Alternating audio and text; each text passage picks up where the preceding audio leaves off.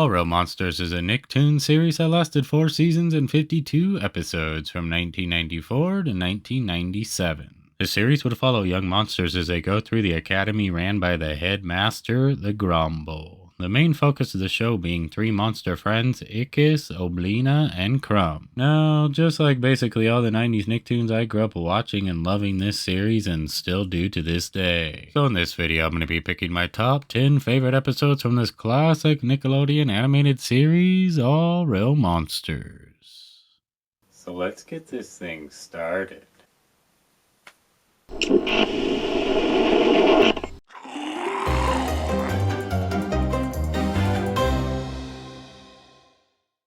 In this episode, Murray the Monster is a giant sensation with children. Icus, Crumb, and Oblina mistake Murray for a real monster and are disgusted by his performing for and fame with the humans. Monster captured by humans and forced to do these humiliating tricks.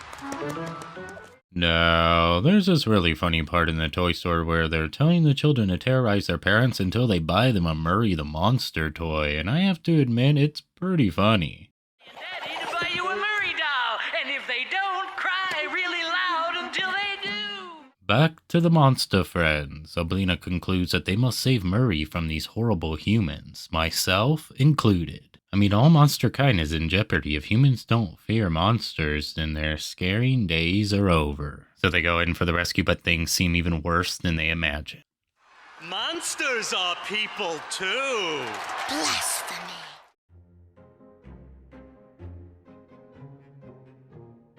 They know they must get him back into the monster world, so they knock him out, try to shove him down the toilet, but struggle, and get the scare of their lives. He is a human. Oh, I touched him. Oblina is furious that this human is going around spreading lies about monsters. She can't let him get away with this, so she makes him have a nightmare that he will never forget.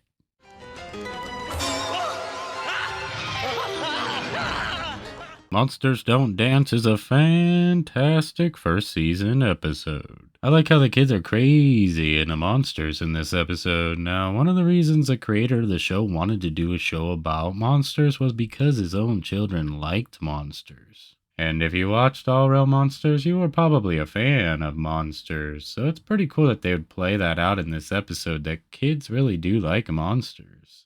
Plus, I really like the dream part in this episode. There's just something kind of creepy about it. And when he wakes up next to the creepy little doll that looks exactly like one of the creepy little dolls in his dream, it's a perfect final touch on the scare.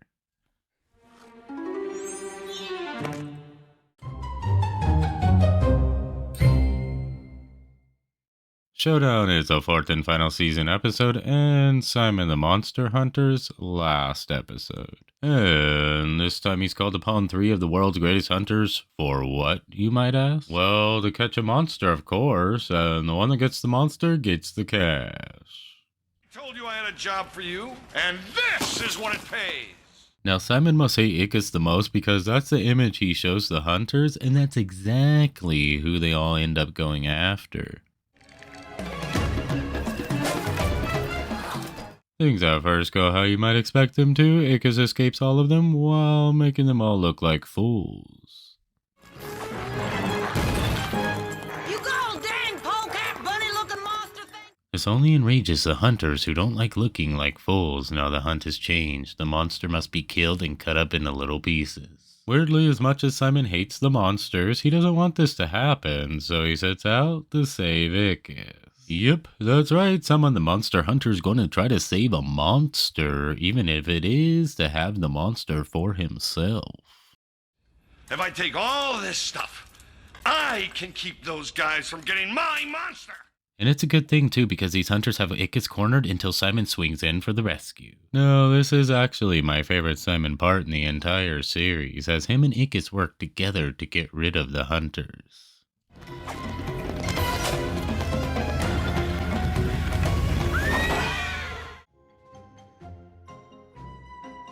I knew when I started thinking about an All Real Monsters top episode list, I had to include a Simon the Monster Hunter episode.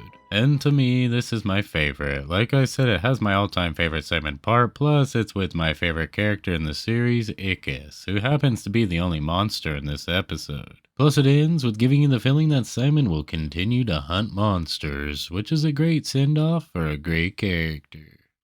I'll catch you. Hey, slow down. Well, you can run, but you can't hide. This top episode video will continue after this short break. Special effects, plastic makeup, fog machines, flying harnesses. The next time you watch a scary story, just remember, it's all those pieces put together that make it so terrifying. And now, back to the video.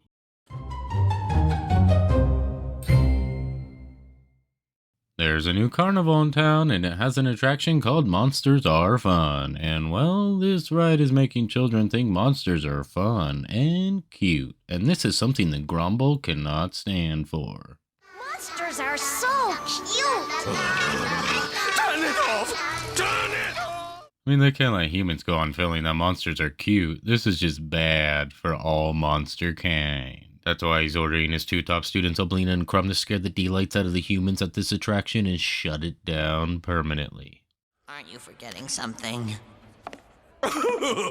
Sorry, Aaahh. It looks like you're at the bottom of the class chart and the Grumble can't afford for you to mess things up. Oblina and Crumb go right into their training for their big, very important scare. Aaahh is not too happy about all this and plans to show them all what he is made of. So he sets out to steal Oblina and Crumb's scare to prove he is the monster for the job.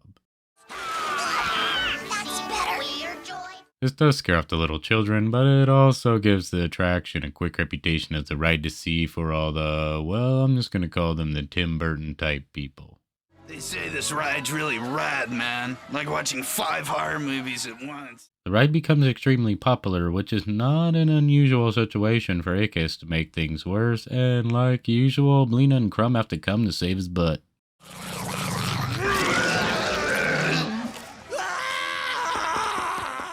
Monsters Are Fun is, well, fun. A carnival in town? Check. An attraction in the carnival about monsters? Check. An episode mostly starring Aaahh? Double check. Monsters Don't Dance played on the fact that kids like monsters, and this one plays on the fact that there's certain grown-up humans that like to be scared. I don't know, I guess I kinda find it to be cool. Plus, the guy running the attraction is wearing a shirt that looks like it came right out of Rocco's Modern Life, which is double cool.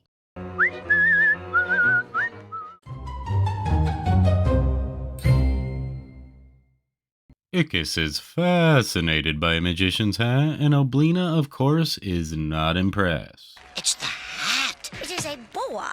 That's what it is. But the underachieving Aaahh doesn't care what she thinks. He feels if he had a hat like that, he would become the monster everyone loved. So he decides to steal it.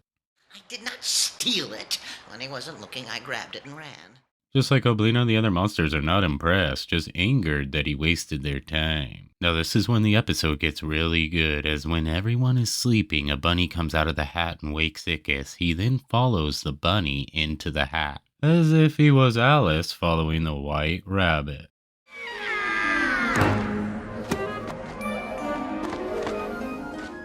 Inside the hat, there's this whole trippy, weird, very cool world. Everything that was in the Magician's Act is in the hat world. The bunny, the tiger, the trick cards, and the sawed in half lady. Hi! What is it? What happened to you? I lost my legs. Aaahh finds out that the bunnies think he's the Bunny King and they want him to save them from the fast-driving tiger who's just a big bully. Aaahh becomes the hero they were looking for, but there's just one problem. He's now not allowed to leave. Now I gotta return to my world. Bye.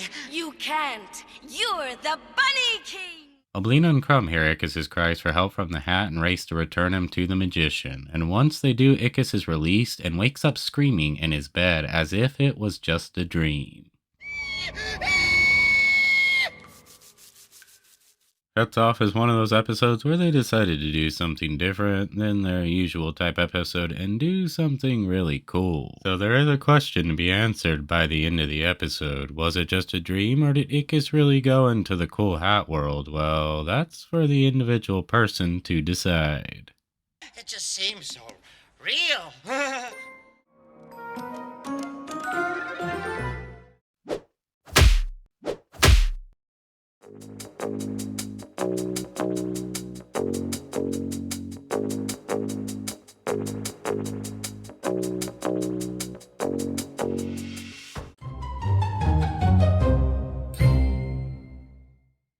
The episode starts with Oblina getting a letter from her parents saying they want her to go back home for a visit. Dad want me to come home for the weekend. Oh, Belina, you make it sound like it's so bad.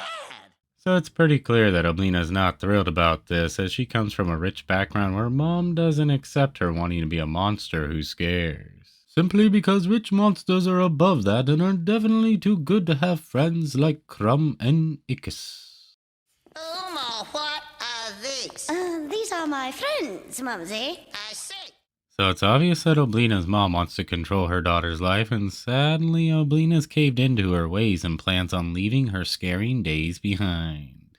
I wish I could go back with you. What? Huh? Now the butler, Ickis, and Crumb all know that Oblina is the best scaring monster they have ever seen. We must remind Miss Oblina of how much she loves to scare. It won't be easy, but that's what friends are for. They don't give up on one another, and eventually, they get Oblina to see her destiny. Did you see that? Did you?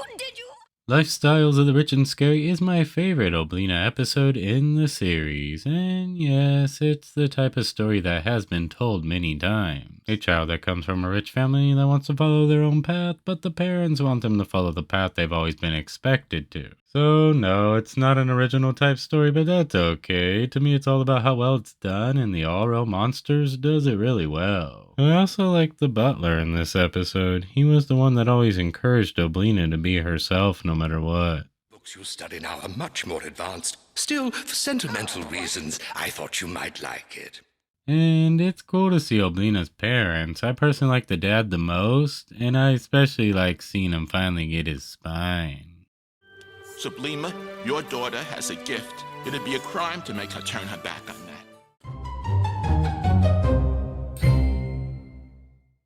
After Ickis is chosen as the Golden Monster, the Grumble sends him on a quest for the Holy Pal, with supplies, of course. Ickis' journey to locate the Holy Pal is what makes this episode so cool. He first goes past the Sludge Cascade where he meets a hungry crocodile. Now, through each section of the quest, Ickis uses one of the items the Grumble gave him, and here he uses the Exercise Spring Expander.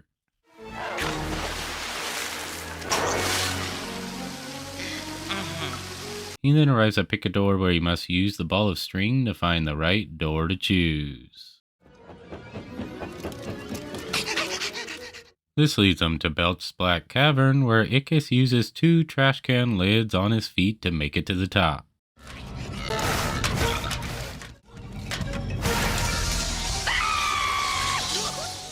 Next, the backpack he's wearing saves him from being hit by the arrows being fired at him while riding the mine cart down the tracks. When he finally makes it to the top of the trash heap, he is met by a meditating monster who has been waiting for 400 years. He tells Ickis that he's all out of holy bells and only gives him a toothpick to take back. Ickis of course heads back to the Monster Academy feeling like a failure, but when he returns, he finds out that the Grumble was the monster who did the same quest 400 years ago. You see, the quest was never about finding the Holy Pal, it was about the experience, the memory.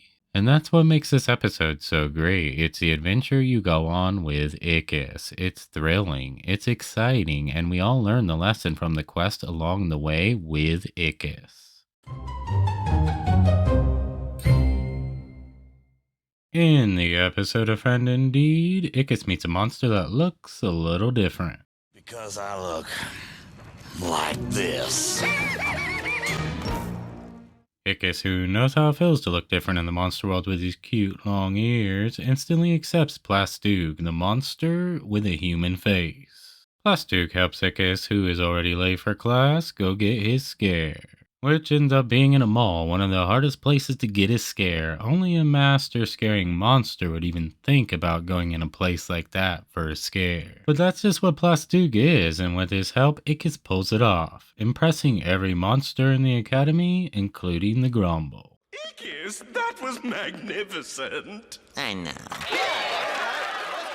Ickis, of course, doesn't mind taking the credit for this amazing scare, but he also wants the other monsters to meet his new friend.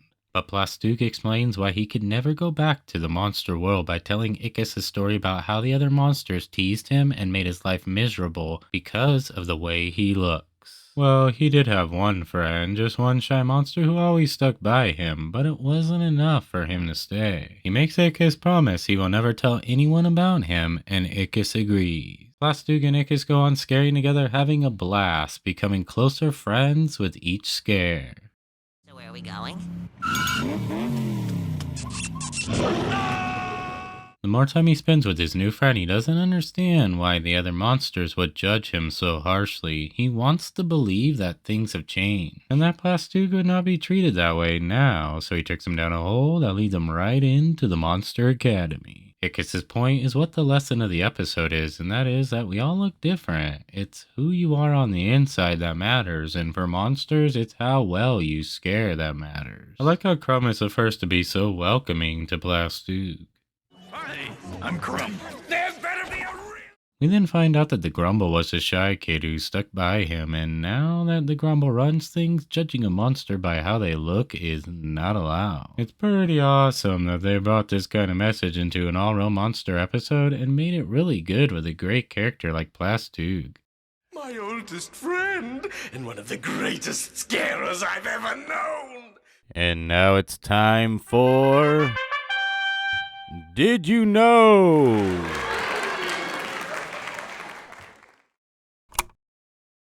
Did you know that Simon the Monster Hunter is voiced by Jim Belushi? That's right. Jim Belushi, of course, is most known as a movie and TV star starring in classics like K9, Mr. Destiny, and According to Jim, but he's actually a pretty good voice actor. Simon the Monster Hunter just would not be the same without Mr. Belushi behind the mic. Well, now you know! In the episode The War is Over, a married couple is interested in buying a house haunted by ghosts. And of course they want it at a bargain price. Which should be expected since the house has green slime coming out of the walls. Mrs. Landers, there's some kind of green slime coming out of the walls. The cheapskate husband ends up agreeing to buy the house, which the wife is not too happy about. Man, this is a really good episode. The humans move in pretty much right away, and Ickis and Crumb and Oblina also arrive in the house to get a scare. Humans would be afraid of a house like this. Why, they would think it was haunted by ghosts. The monsters, as you just saw, don't believe in ghosts, so the noises are not gonna scare them off, so they continue to try to get their scare. And let's just say things don't start off too good for Oblina, Crumb, and Ickis.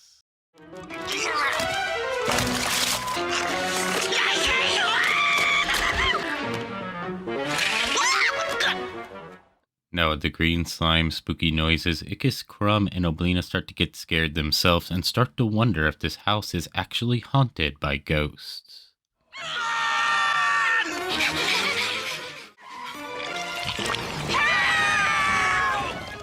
But they can't leave yet because they haven't got their scare, so they end up crawling through some type of vent, fall right through it, and land in the basement, where they are met by a monster named Porg, a monster who's been there for 53 years, since the era of disbelief, or humans didn't believe in monsters.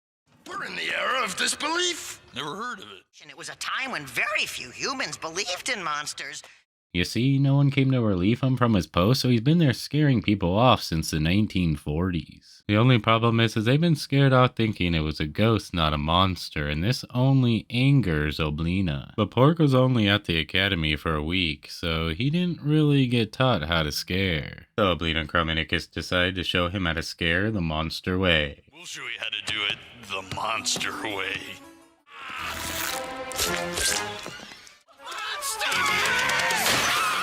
I love this episode. The house is spooky, and before they meet Porg, even the monster friends get scared for a moment believing it's haunted. I actually like watching them be the ones who get to be scared for once. And who doesn't like Porg? He's an awesome monster. I wish they had on more episodes, but oh well, at least we have this episode to enjoy. You're pulling my tail. No, dear, I am afraid not. No, you're pulling my tail. Rookie Monsters is the final episode in the All Real Monsters series. It starts with our monster friends being chased by a dump yard dog, or as they like to call them, the Bark and Bite.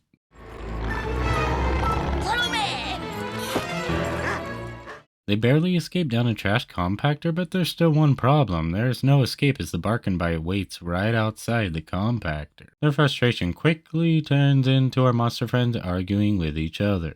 You know, I'm getting a little tired of you two arguing all the time. You're always... This leads to one very important question. How did we ever become friends in the first place? First place. Now this is what makes this episode so great, as we go into flashback mode and end up revisiting the time Oblina, Crumb, and Ickis first met on their first day at the academy. You make Ickis and Slickus share a room, do you? I mean, I think not. Meet your new roommate, Crumb. Please, let me go home. As you can see, these three didn't exactly start off as friends. Ickis is cocky, Crumb is homesick, and Oblina is just excited to be there. The Grumble doesn't think it's such a good idea for them to go on their first scare alone, so he orders them to work together. And there's no way they can fail. I mean, the guy's afraid of vegetables.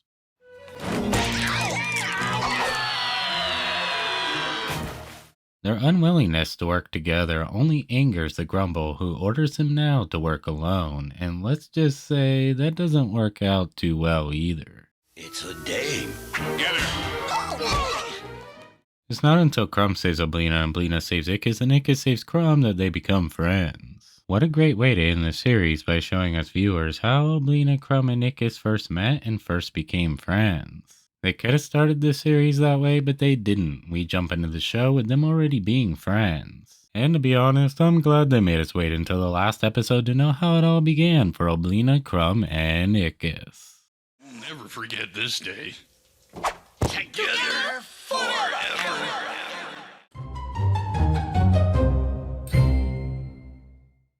Ickis is tired of the Monster Academy making a clown out of him, so he decides to run away.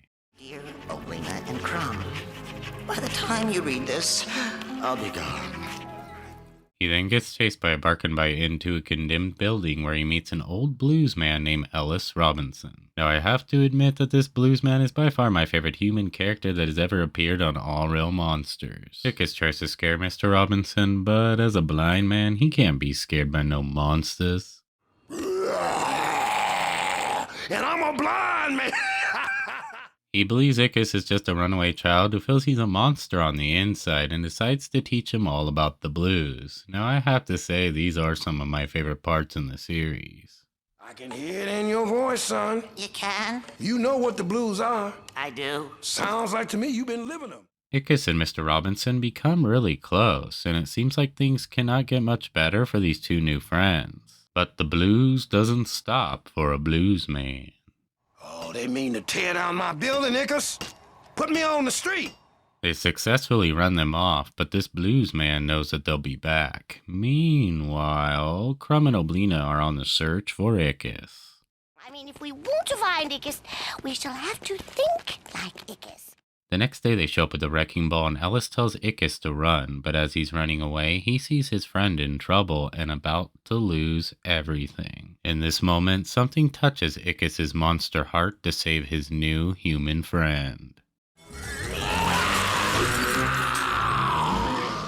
Monster Blues is by far my favorite episode in the series, and I believe I'm probably the only person on the planet who would put it at their number one, which makes me like it even more. There are so many reasons I love this episode that make it my number one, the blues being one of them. I'm not just a big mega fan of TV shows, movies, and cartoons, I'm also a big music guy. I'm into many different styles of music, and during my teenage years is when I became big into the blues, and still am. Also, like I said earlier, Ellis Robinson is my favorite human that's ever been on the show, plus Ickis is my favorite character in the series. And these two build a very special relationship that no other monster or human has ever or will ever experience. All of these things give me a warm feeling inside. Goodbye, Mr. Robinson, and thank you for... I'll miss you.